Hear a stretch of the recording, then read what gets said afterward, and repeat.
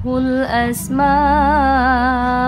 husna wa hal ataka hadithu Musa falamma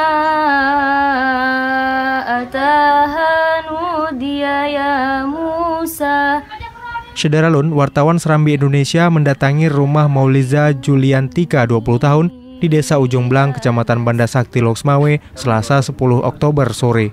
Penghafal Al-Quran 30 juz ini akan mewakili Indonesia ke ajang MTQ Internasional Fatimah binti Mubarak kedua di Dubai yang akan berlangsung pada 12 hingga 24 November 2017.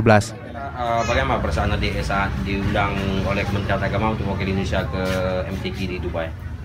Ya, pertama terkejut sih. Ya nggak nyangka aja sih. Nggak menyangka kenapa tuh? Karena di Indonesia kan banyak gitu hafizah lain yang lancar hafalannya gitu. Jadi maksudnya masih terheran aja kenapa bisa terpilih. Ya mungkin udah takdir Allah ya. Dari Loksmawe, Saiful Bahri, Serambi On TV.